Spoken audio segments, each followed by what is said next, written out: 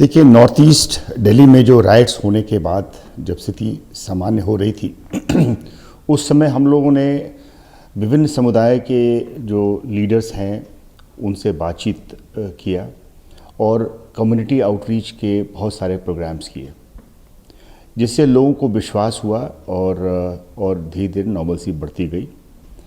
उसके बाद चूँकि इस प्रकार की राइट हुई जिसमें 53 लोगों की डेथ हुई थी, तो ज़रूरी था कि इस प्रकार की इंसिडेंट्स दोबारा ना हो, और हमारा शुरू से ही उद्देश्य था कि ये इंसिडेंट अगले कई सालों तक दोबारा ना हो। इसलिए हमने जितने भी कंप्लेनेंट्स थे उनकी कंप्लेंट्स दर्ज किए।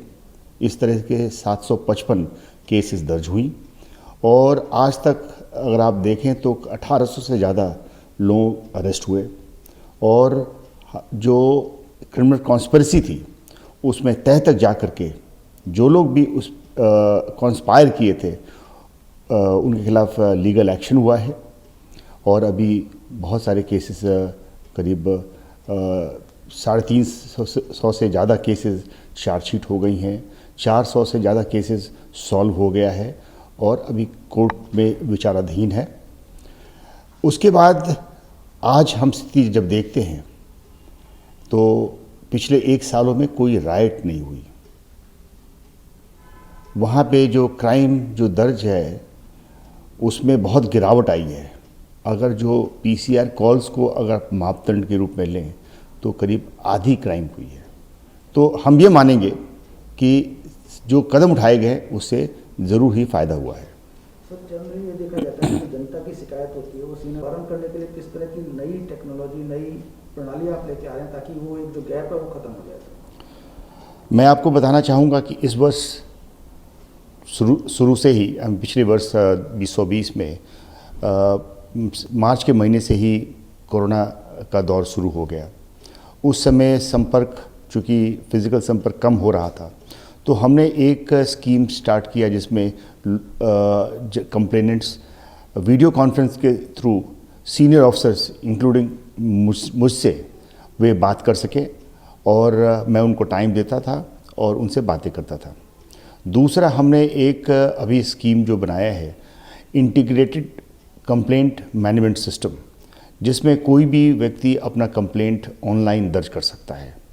इसके अलावा जितने भी कंप्लेंट्स आते हैं उसको हम अपलोड कर लेते हैं उसी सिस्टम में, ताकि हर एक कंप्लेंट्स सिस्टम में आ जाए और हर एक का डैशबोर्ड पे ध्यान देकर हर एक का निवारण हो, हर एक पे एक्शन टेकन हो।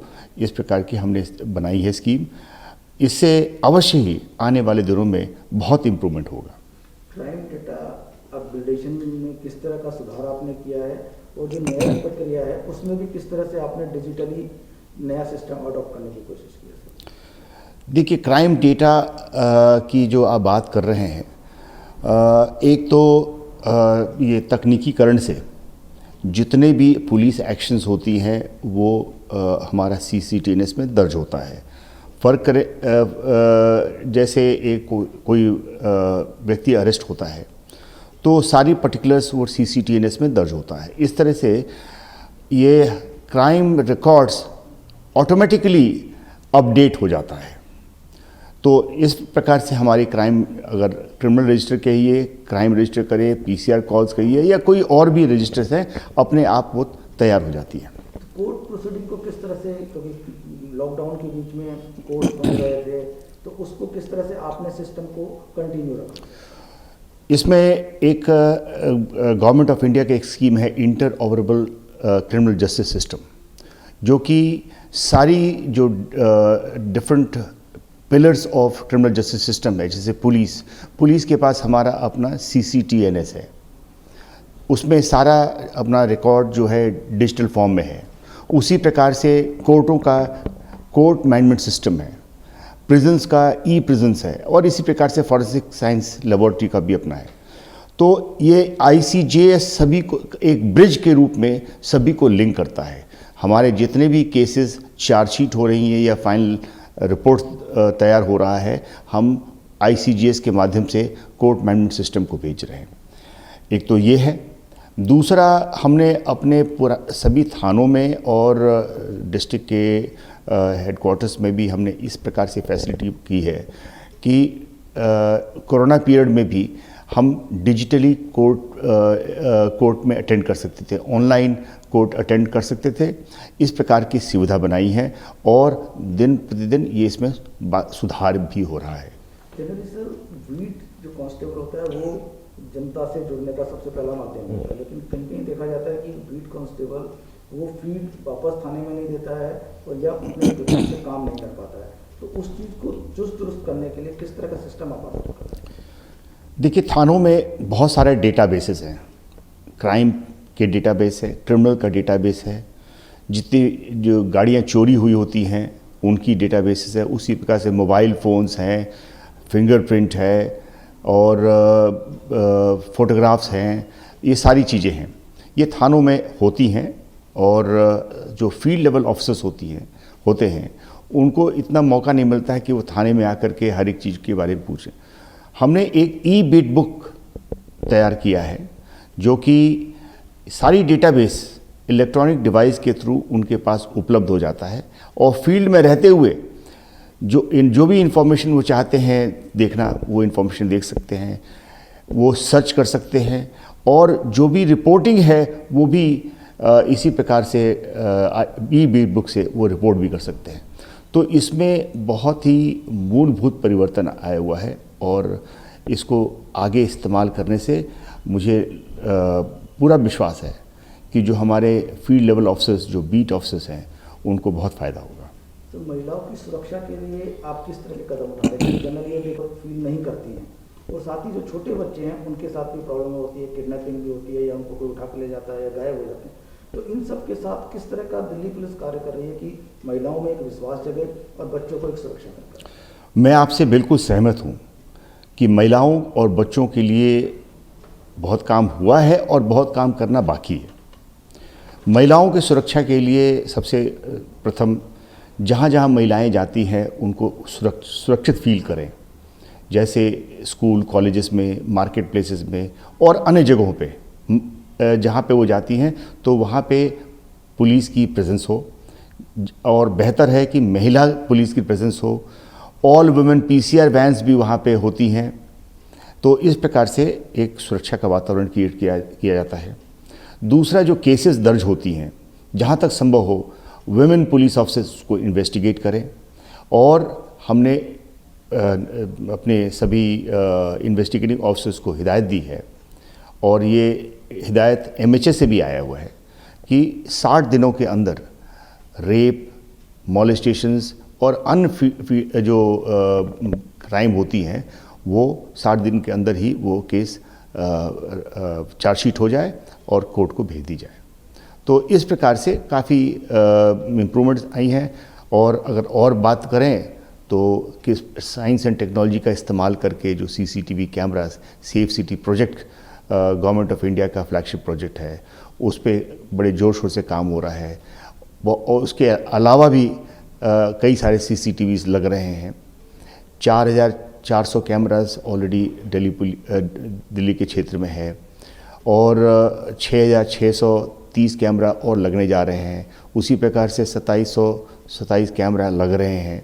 तो साइंस और टेक्नोलॉजी का इस्तेमाल हो रहा है। जो डार्क स्पॉट्स हैं वहाँ पे लाइटेड रहें ताकि महिलाएं सुरक्षित फील करें। तो ये सब कार्यक्रम चल रहा है। छोटे बच्चे जो गायब हो जाते हैं उनको लेकर उसमें हमें काफ़ी कामयाबी मिली है। जो बच्चे जो गुम हो जाते हैं, काफ़ी कामयाबी मिली है। एक हमने इंसेंटिव स्कीम स्टार्ट किया जिसमें कोई भी कांस्टेबल और हेड कांस्टेबल अगर 12 महीने के अंतर्गत 50 बच्चे 14 साल से कम उम्र के अगर बरामद करता है, जिसमें 15 बच्चे 8 साल से कम उम्र के हों, तो उनका आउट ऑफ टर्न प्रमोशन होता है। जो बच्चे बरामद नहीं हो रहे थे, अब उसका इंसेंटिव स्कीम का ये रिज़ल्ट आया कि कई जगह कई महीनों में तो जो बच्चे बरामद हो रहे हैं वो ज़्यादा थे उसके बनिस्बत जो खो रहे थे। तो इसमें काफ़ी सुधार आया है। सर, दिल्ली में साइबर क्राइम काफ़ी बढ़ रहा है और लॉकडाउन के दौरान ये काफ़ी ज़्यादा इसको जो वाइट कॉलर क्राइम जो है इसको रोकने के लिए किस तरह का? देखिए, जैसे जैसे हम डिजिटल होते जा रहे हैं, जाहिर है कि इसमें स्कोप होता है साइबर क्राइम की। तो हमने लॉकडाउन के पीरियड में जबकि डिजिटल पेमेंट्स वगैरह ज़्यादा बढ़ी, तो इस तरीके से साइबर क्राइम अवश्य बढ़ा है। लेकिन दिल्ली पुलिस ने जिस प्रकार से काम किया है, हमने उसको कम किया और अभी कम है। बहुत सारे अवेयरनेस प्रोग्राम्स हमने इनिशिएट किया, और अगर लोग, जो आम लोग हैं, इस बात को ध्यान रखें, किसी लालच में या किसी के कहने पे ना जाएं, और जो पुलिस और गवर्नमेंट एजेंसीज कहते हैं उस पर ध्यान दें, तो साइबर क्राइम कम रहेगा। सर, दिल्ली में इसी से जुड़ा हुआ लैंड माफिया भी काफ़ी जुड़ा हुआ, जो साइबर का टेक्नोलॉजी का इस्तेमाल करते हुए लोगों को ठगने की कोशिश कर रहा है, तो उनके ऊपर लगाम कसने के लिए कैसे आप? हमारा जो इकोनॉमिक ऑफेंसेस विंग है, इस प्रकार की कंप्लेंट्स को दर्ज करता है, और जितना कम समय लगे उसमें इन्वेस्टिगेट करके उसको पूरा करता है। आप जानते हैं कि इकोनॉमिक ऑफेंसेस ऐसा है जिसमें लॉन्ग ड्रॉन इन्वेस्टिगेशन होता है। हमारा प्रयास रहा है कि इसको कम करें। इस वर्ष हम लोगों ने जितने केस रजिस्टर हुए उससे ज़्यादा केसेस का डिस्पोजल किया। जो हमारा अरेस्ट है वो रिकॉर्ड अरेस्ट हुए हैं। तो इस प्रकार से हमने इकोनॉमिक ऑफेंसेस के इन्वेस्टिगेशन में बहुत अच्छा काम किया है। मैं इस बात को समझता हूँ। तो दिल्ली जो है हिंदुस्तान की कैपिटल है, और गतिविधियों को गलत ढंग से चलाया जाए तो जो टेररिज्म एक्टिविटीज़ हैं उसके लिए ये बहुत आराम की जगह मानी जाती है। तो उसको रोकने के लिए और दिल्ली को सेफ एंड सिक्योर बनाने के लिए आप किस तरह के? दिल्ली देश की राजधानी है, और हर एक आतंकवादी संगठन का ये प्रयास हो सकता है कि दिल्ली में कुछ ऐसी आतंकवादी घटनाएं करें। लेकिन साथ में मैं ये भी बताऊं कि दिल्ली पुलिस का स्पेशल सेल इसमें काफ़ी महारत हासिल है, और पिछले कई सालों से बहुत अच्छे काम हुए हैं। इस वर्ष ही हमने 32 ऐसे आतंकवादी को पकड़ा है, और इस तरीके से हमने इसको ऐसी आतंकी घटनाएं को हमने बिल्कुल जड़ से निकाला है। ये साथ में मैं ये भी बताना चाहूँगा कि एक ऐसा फील्ड है जिसमें जितने अपने जो एक्शन है उसको जितना गुप्त रखें वो उतना अच्छा है। तो इसके अलावा मैं अभी बोलना नहीं चाहूँगा, लेकिन मैं आपको विश्वास दिलाता हूँ कि दिल्ली पुलिस काफ़ी अच्छा काम कर रही है इस फील्ड। सर, कोविड के दौरान दिल्ली पुलिस ने एक्टिव रोल अदा किया, उसमें काफ़ी कैजुअलिटीज़ भी हुई।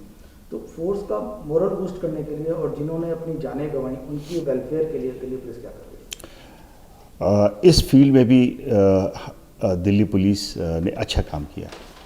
आपने कहा कि दिल्ली पुलिस कर्मियों ने कोविड के दौरान अच्छे काम किए, साथ में उनका मनोबल भी बढ़ा रहे और कभी कम ना हो, इसमें हम लोगों ने अच्छा काम किया। एक तो सभी पुलिसकर्मियों से सीधा संवाद था, उनको अपने लीडरशिप पे पूर्ण विश्वास था कि वे उनको ध्यान दे रहे हैं।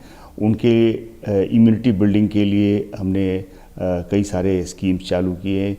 आयुष मंत्रालय से बात करके उनको हमने आयुर्वेदिक ड्रग्स हमने दिया, योगा और एक्सरसाइजेस करवा करके उस प्रकार से इम्यूनिटी बढ़ाए।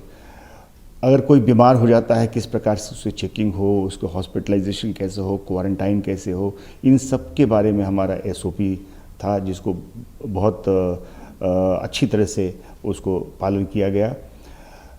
एक जब पुलिसकर्मी को विश्वास है कि हमारा ध्यान दिया जा रहा है तो मनोबल गिरने का कोई सवाल ही नहीं उठता।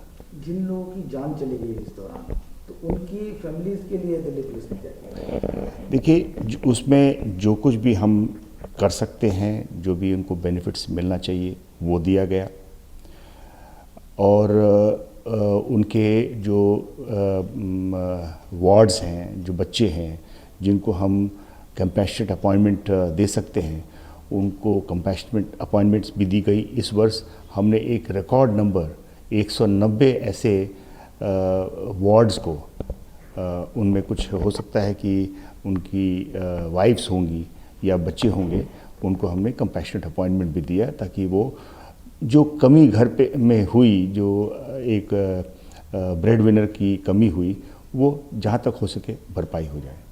सर, पिछले कुछ 3-4 महीने से फार्मर प्रोटेस्ट चल रहा है और बॉर्डर्स पे चल रहा है, चाहे यूपी हो चाहे हरियाणा हो, दिल्ली और यूपी के बॉर्डर से मिलता है। तो 26 जनवरी को जो इंसिडेंट हुआ, जो अनफॉर्चुनेट था, उसके बाद किस तरह की गतिविधियां पुलिस ने अपनी की हैं ताकि जो गलत लोग हैं उनको पकड़ा जा सके और इस एजिटेशन का जो रुख बदलने की कोशिश की जा रही है, इस पर विराम लगाया जा सके? इसमें भी हम लोगों ने सब सर्वप्रथम जहाँ जहाँ ऐसे ऑफेंसेस हुए हैं, जहाँ पे हिंसा हुई, वहाँ पर हमने केस रजिस्टर किया।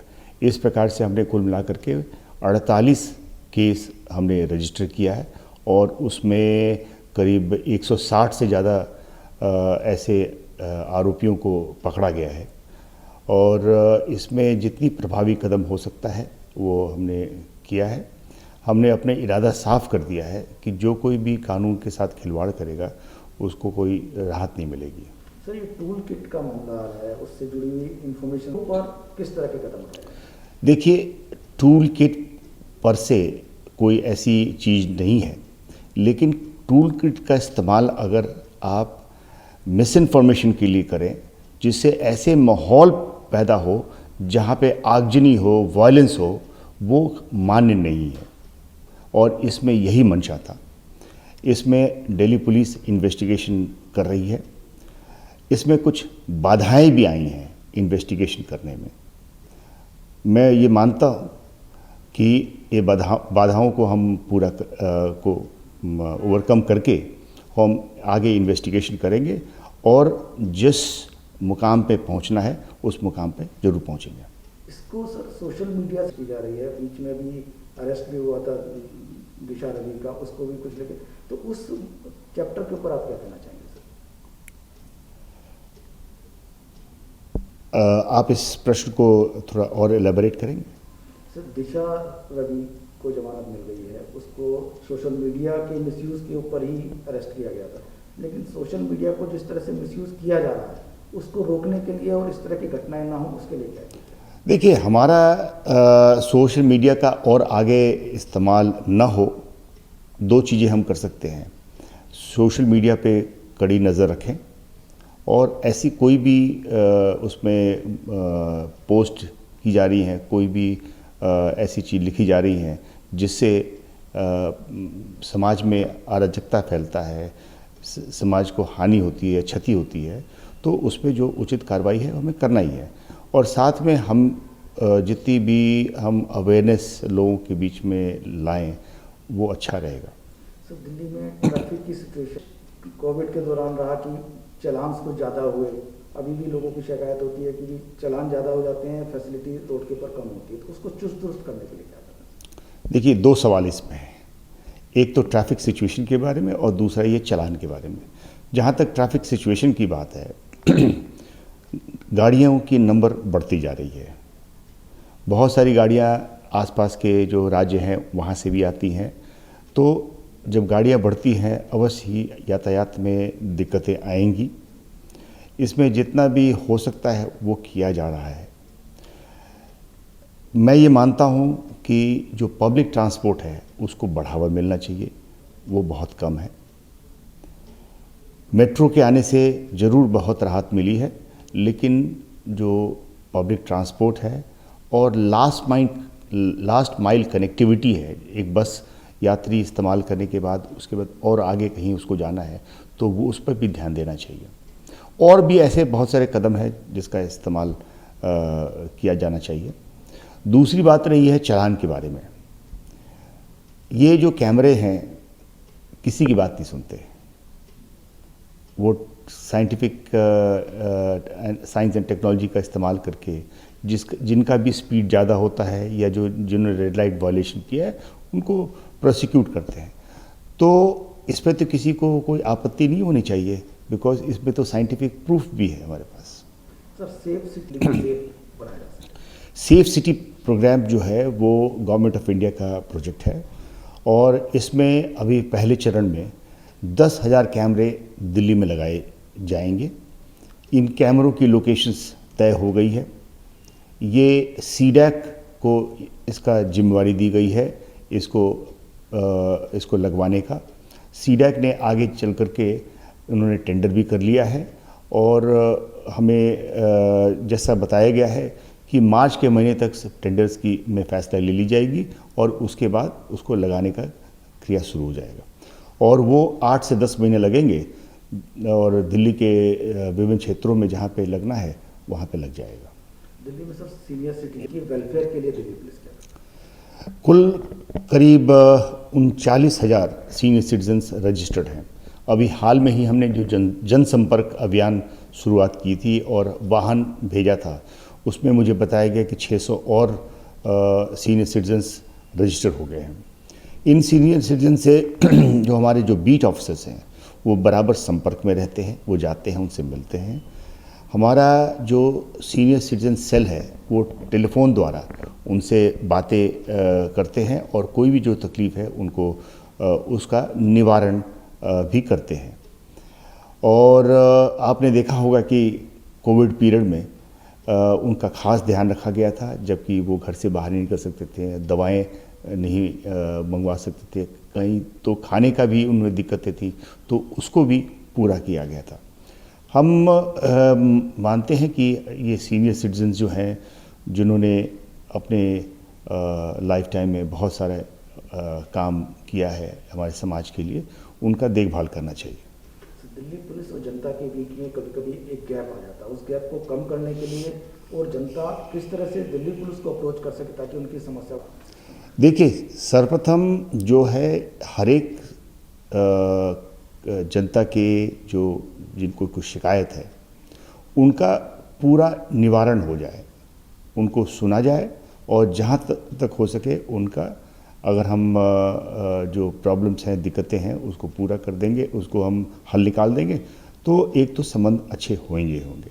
साथ में ही ये भी ज़रूरी है कि पुलिस जो कुछ भी कर सकती है उसको सामने रखें, उनको बताएं ताकि वो उसका फ़ायदा उठा सके। अभी हाल में ही दिल्ली पुलिस वीक बीता है, इसमें हमने ऐसे करीब 12 वाहन एरियाज़ में भेजा है जिसको हम जनसंपर्क वाहन कहते हैं। उसमें इकोनॉमिक ऑफेंसेस विंग की भी एक प्रबोधिनी नाम से एक वाहन थी और ट्रैफिक के 2 वाहन थे, जिनका काम ये था कि एरिया में मिलें, जनसंपर्क बढ़ाएं, साथ में जो भी हमने उनको ज़रूरी सर्विसेज हम देते हैं उनके बारे में उनको बतलाएं और उसको रोचक बनाने के लिए हमने कुछ बैंड्स डिस्प्ले भी किया, कुछ ऐसे नुक्कड़ नाटक भी किया ताकि लोग आएँ और जो ऑडियो विजुअल प्रोग्राम्स वहाँ चल रहा था उसको भी देखें और संगीत का भी लाभ उठाएं। मुझे ये भी बताया गया कि इसका काफ़ी सकारात्मक लोगों का रवैया रहा है इसमें। तो आप दिल्ली की जनता से क्या अपेक्षा रखते हैं, क्या सहयोग चाहते हैं ताकि आपकी पुलिसिंग बेहतर बन सके और उनको न्याय मिल सके? दिल्ली के जनता से मैं सबसे सर्वप्रथम मैं उनसे आग्रह ये करूँगा कि अपनी पुलिस फोर्स को पे हमेशा विश्वास करें और हमें बढ़ावा दें ताकि हम उनको सुरक्षित वातावरण प्रोवाइड कर सकें और जितना हो सके हम उनके लिए हम काम कर सकें और अपने वो सुझावों के साथ सुझाव हमें दें। साथ में नमस्कार, मैं हूं संदीप चौधरी। अगर आपको ये वीडियो पसंद आया हो तो इसे लाइक और शेयर जरूर करें और हाँ, हमें सब्सक्राइब और फॉलो करना ना भूलें ताकि आप देश और दुनिया की कोई खबर मिस ना करें। तो जुड़िए हमारे साथ और देखते रहिए News 24।